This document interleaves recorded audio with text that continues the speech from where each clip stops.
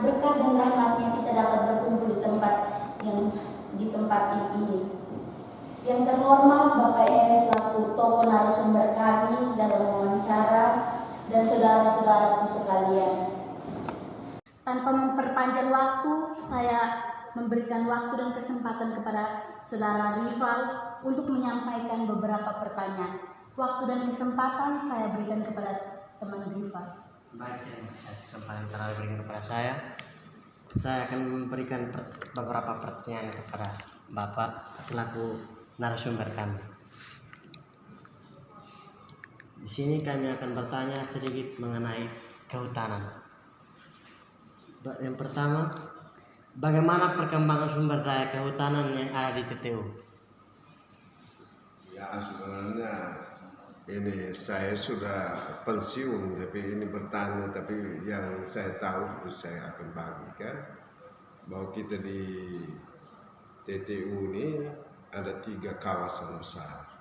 Yang pertama itu kawasan hutan Bifemnasi San Mahole, kemudian Mutis Timau, kawasan Mutis Timau, dan yang ketiga itu kawasan ini Laut Tumbes, itu Noe Muti dan sekitarnya.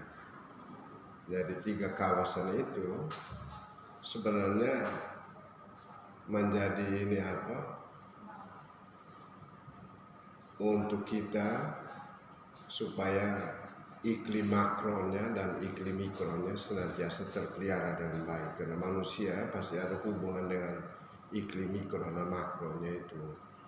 Kemudian ada manfaat hutan secara langsung yang berkaitan dengan masyarakat yang bertempat tinggal sekitarnya, sehingga di situ sebenarnya tugas kita bagaimana untuk kita memelihara, merawatnya untuk kepentingan kehidupan bersama. Tetapi banyak orang yang mengklaim karena kebutuhan sesaat, mungkin dia mau pingin punya kebun, pingin punya tanaman segala macam, akhirnya ya mengalami degradasi kawasan atau penurunan fungsi kawasan. Jadi itu hampir di atas 70% daerah Kabupaten Timur Tengah Utara inilah yang masuk dalam kawasan hutan.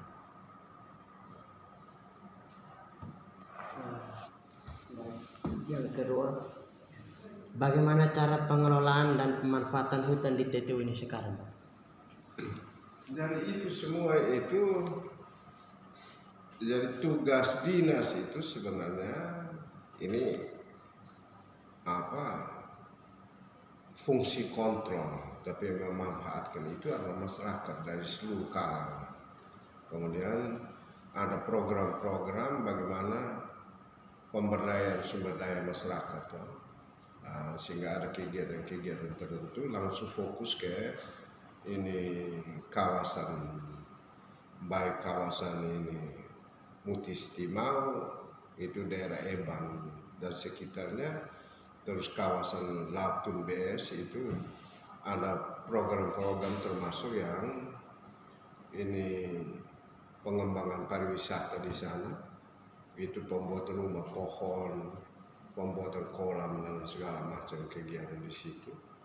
Kemudian baik di kawasan ini Bifemnasi San Mahole.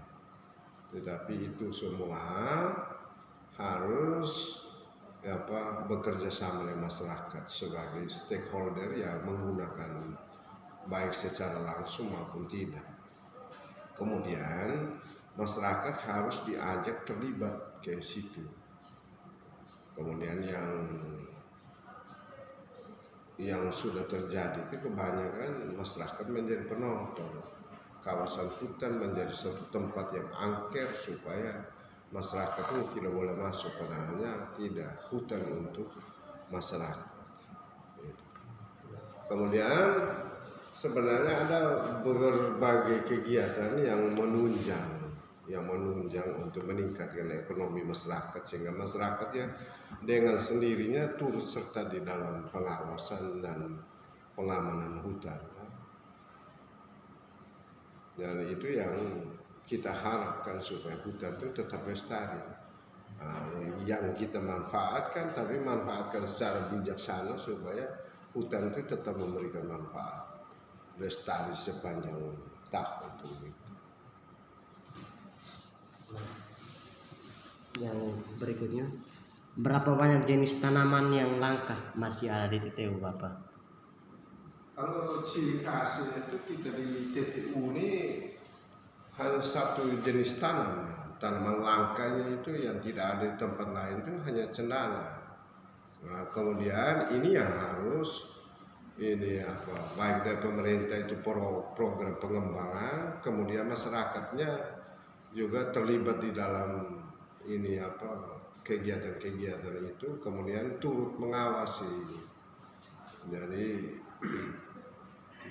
tanaman yang paling banyak yang berkembang itu dulu kita menjadi sumber PAD pendapatan daerah yang terbesar dari cendana, tapi akhirnya cendana ini lebih banyaknya kita sendiri yang tidak rasa memiliki, akhirnya mulai di mana-mana daerah-daerah sumber cendananya menjadi punah, karena cendana itu manfaatnya dari akar. Dari akarnya orang juga gali, padahalnya yang setahu saya bahwa dia juga berkembang biak dengan dari akar juga.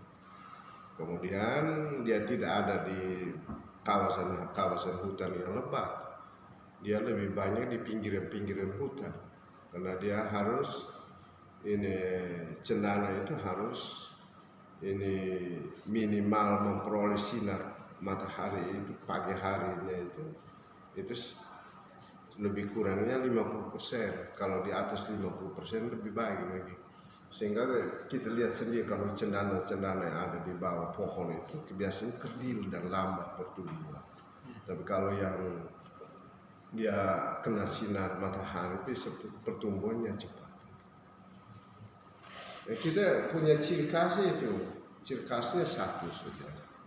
Karena yang lain-lain ini tanaman import, maksudnya datang dari luar lebih banyak.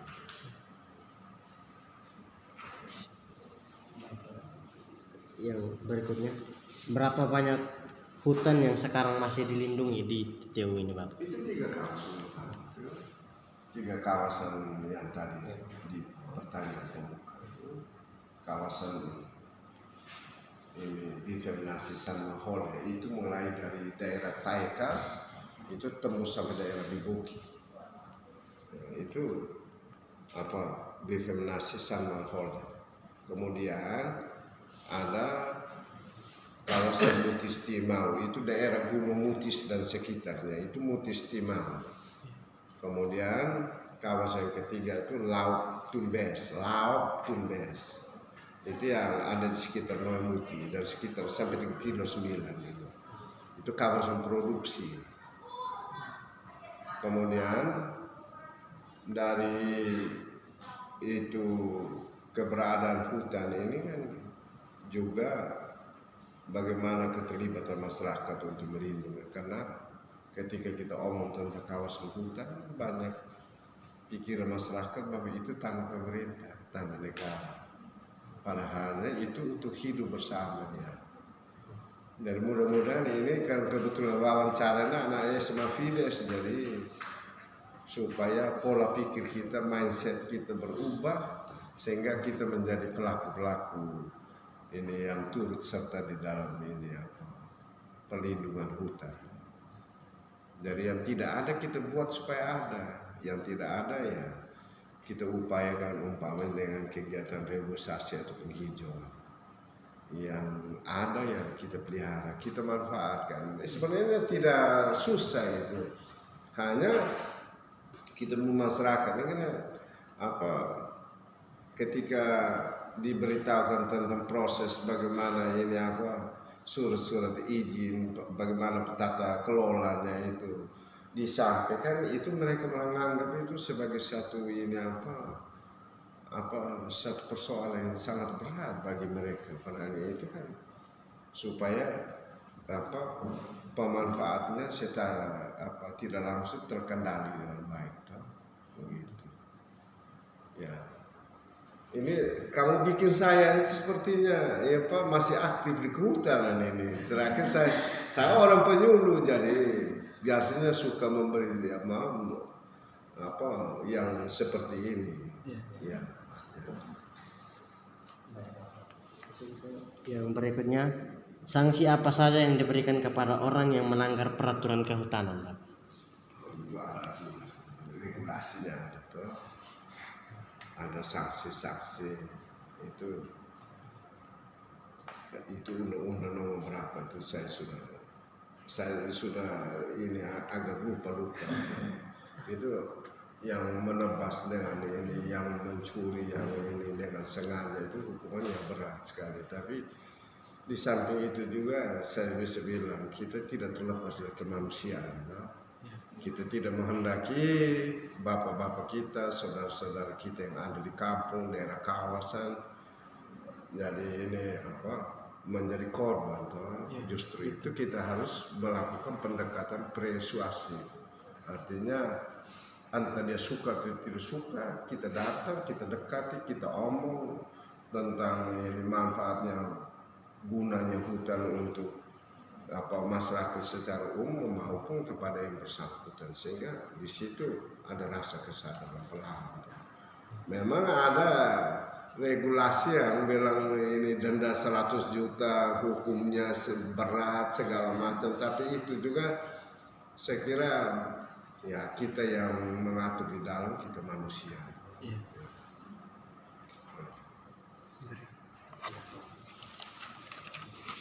Apa motivasi Bapak untuk turut serta dalam melindungi hutan?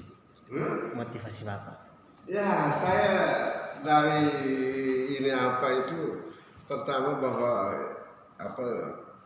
sangat mencintai hutan, karena hutan itu menjadi sumber kehidupan. Jadi hanya kita di sini ini masih terlalu awam. Orang berpikir bahwa hutan itu tidak bisa dikelola. Hutan itu bisa dikelola, kecuali hutan lindung. Hutan lindung yang tidak boleh sama sekali. Kalau hutan jenis hutan lainnya kita masih bisa kelola. Di bawah tegakan pohon kita masih bisa usahakan tanam rimpang segala macam, apalagi sekarang ini dengan tanam porang yang memberikan hasil yang tinggi dan mengubah kita ke ekonomi. Tapi itu juga dari masyarakat pengertiannya belum ada ke situ, sehingga melihat hutan itu dengan cara dulu. Kalau dulu kan orang lihat pegawai kehutanan datang pas pohon cendana dikasih label segala macam. Label itu bukan ini tapi itu sifatnya untuk mengetahui berapa jumlah, berapa populasi kayu cendana segala macam. Sekarang kan kita tidak tahu populasi kayu cendananya berapa. Sudah yang dulu pekerjaan itu sudah tidak dilaksanakan lagi, jadi kita tidak tahu persis. Kemudian sebenarnya kita sebagai orang timur itu satu kurnia khusus, karena cendana itu tidak tumbuh di mana-mana, hanya ada di sini timur, tanah yang kering ini, tapi anugerahnya besar. Kemudian motivasi saya memang saya sebagai pegawai di situ bekerja dengan setulus-tulusnya untuk kepentingan banyak orang. Kemudian memberikan ini berbagai ini kepada generasi muda supaya terlibat di dalam. Bahwa kalau daerah kita tidak jaga, mau tunggu siapa lagi? Jangan sampai seperti yang ada di Guru sekarang kita kembangkan, kita pertahankan, kemudian dari generasi-generasi kita laksanakan itu untuk hidup kita sendiri, kan? Kita sebagai pemilih. Jadi setiap generasi itu menjadi warisan kepemilikan, dan itu tugas kita. Jadi kalau besok sudah berada di masyarakat, ya kita juga mempunyai motivasi untuk terus menjaga dan melindungi. Jadi itu kita terlibat di pal batas, itu ada pal lengkap itu. Jadi pal batasnya pal lengkap itu sebagai batas kawasan. Itu bukan klaim secara sepihak, karena kita kita punya hutan itu ditinggalkan oleh Belanda tahun 1934. Kemudian dari situ baru ada pembenahan.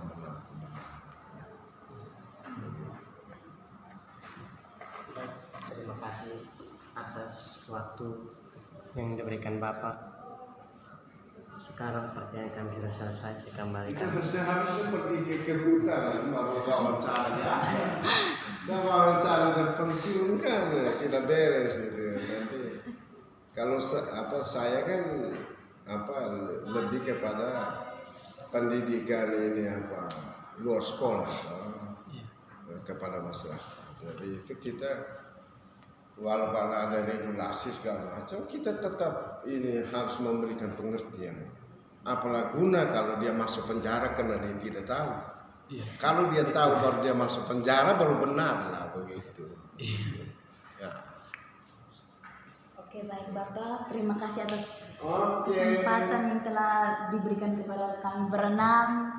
Saya mewakili teman-teman sekalian mengucapkan limpah terima kasih atas waktu yang sudah Bapak luangkan untuk kami Saya berenam. pikir pertanyaan tentang lain-lain, ternyata tentang hutan semua. Kalau saya tahu saya bilang pergilah ke Oke, baik Bapak, terima kasih Bapak. hutan.